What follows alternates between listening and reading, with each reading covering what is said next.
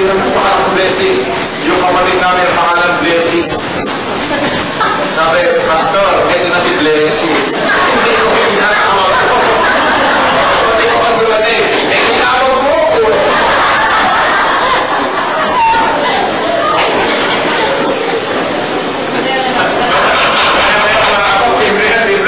Blessing is here! Tol, wala ka kayo dyan. Sabi ko, change your language. Hindi wala ka pa dyan. Meron ko dyan. Okay? Praise God. Masaya tayo kaya. Mas naman eh. Amen? Say hallelujah. So, you must change your language. Everyone sabihin sa mga, change your language. Huwag mo sasabihin wala. Huwag ka masasabi na negative words. Amen? Open the Bible, please, in Mark 1. Tagal ko oras na Jesus pati lang. Alas 2, okay. 2 o'clock tapos na kayo. Wala na sa dito. Solo natin ngayon.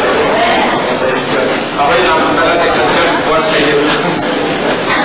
Mark chapter 1, sa natin ang pinupunta. Mark 1:15. Are you listening? Mark 1:15. And saying, the time is fulfilled. The kingdom of God is at hand. Repent ye, believe the gospel. Tumigay lang sa dali. Sabihin mo, repent and believe. Ang kondisyon ng kakariyan ng Diyos. Ano, kondisyon? Halimbawa, pagpunta na sa Amerika, may kondisyon para kayo mapunta ron. You need visa. Okay? At you need passport. Naintindihan niyo ba? At pagpunta kayo sa ibang bansa, kailangan susunod ka sa batas. Doon ho, sa Amerika, bawal magpatakbo ng 120-130, mahuhuli ka. Kailangan nasa linya ka. Ang mga Pilipino pagpunta sa ibang bansa, disiplinado. Ewan kung maalam ba dito, baka hindi disiplinado. Kaya naman disiplinado. Naintindihan ba? Ano kondisyon dalawa? Repent and believe. Nasaan tayo ngayon? Nasa karya ng Diyos. So, ano gagawin mo na? Dalawa na. To get the blessing in the kingdom, you must what? Repent and believe. Para naintindihan natin sa Tagalog, ano ibig sabihin ng repent?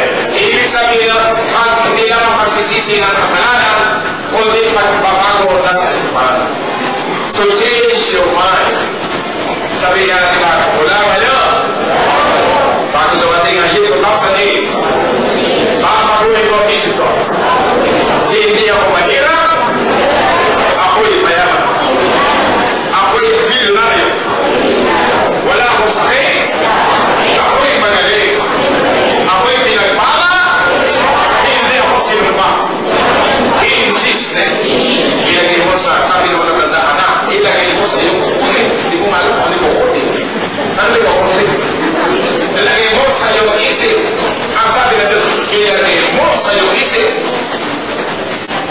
Ito'y pagbabago ng isipan. Sabi ng kapitbahay mo, may hirap na raw. Hindi ako. Amen.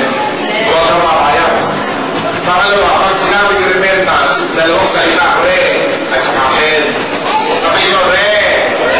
Yung salita, re, sa English ay, yun na yung practice, sa English ay root word, ano tawag doon? Ay, re is again. Sabi nyo, again. Pagkasat, tatlong linggo ka na hindi maaari, pumatay ka ulit at tawag again. Repeat again. Pumaksa ka sa klase, repeat again. Okay? Pag sinabing re, yung kanta ni together, kasi yung kanta together, eh? Hindi panahon natin yung panahon nila yun. Oo, panahon mo ba yun? Together, eh? Sino kanta? Sino?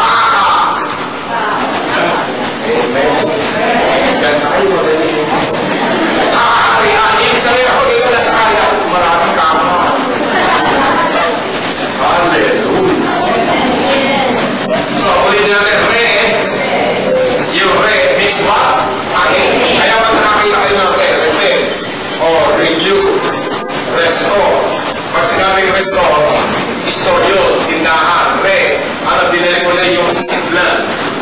Okay, pag sinabing renew, binabago ulit. Pero nandun na yun, nirestore lang. Ibig sabihin ng tao talagang blessed. Kapag tinanggap si Jesus bilang Panginoon tagapagligtas, ibinapalit ni Jesus yung nawala sa tao. Hallelujah! At yung ninako na binuli sa tao 7 times, ibabalit niya 7 folds sa akin.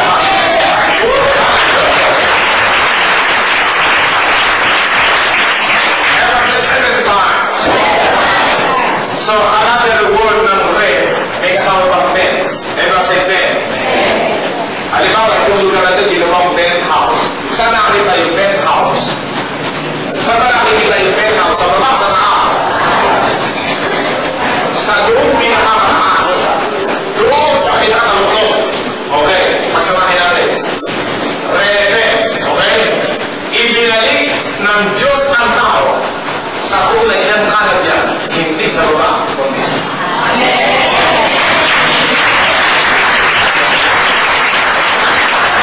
Mahirap ka. Hindi ka pwede ka ng mahirap. Diba? Ano masasabihin sa akin ka kung ulit yung wala sa akin? You are not spicy, ha? You are original. Kaya ang mga nasa kanan ng Diyos, walang palit na maganda. Hallelujah! Wala kanina lahat, malasok, malakas. Say hallelujah! Amen? Kaya ako pag nag-aabot ako, naka-Amerikala ko. Yung kasama ko, isang oras hindi na lumalabas sa immigration namin, kinap ka pa, makarap ako reworker. Bakit ano suot? Naka-t-shirt sa anak ko. Ako pag-alis ko, at-alis ka. Parang ako, hindi lang pa basal. Prepare tayo naman. Dapat gano'n tayo. Di ba, nagmamakaawa, di ba, nagsusunod para maawa na ako. Lalong kainisan ka. Pagka lalo tayo born again, ilalagay mo sarili mo sa tunay mong halaga. Ang mga born again blessed, laging masaya. Pag sila kasakay sa jeep, thanks God, nililita lang ito. Sabi siya, sila ka bigat ito ba? Kaya pag alis kayo, nandun kayo sa salamin, ino-confess nyo na yung para sa sarili nyo. Itong lalaki ko, itong babae ko pinagpala. Pinakamayaman sa Maraglaw. Amen? Hindi mahirap, walang sakit, walang karamdaman. Bless, oh my God. Amen? Tanggalin na natin self-pity. Ano ba ba tao? Kung minsan, lagi may self-pity. Di mo kami yun. Dapat, ikaw ang magpapalakas, you become a blessed. Because you are blessed, and you become a blessed. Sa totoo, ang mga born-again maliyaman. Punta kayo sa inis na marami sa damit nyo. Marami yung damit. Tama? Amen? Ang gaganda ninyo mga plato sa bahay. Di ba wala kang pintura? Di pa rin ginagamit. Mga Pilipino, mga mahilig sa sentimental yun. Ang gagamitin, iwanan ng bukas-bukas. Ang mga bago na doon guys, Amerika, ayaw gawin, pinagdala. Pagka may bagong nato, pagpunta na tayo pastor, tsaka ilalabas. Paminilis pa.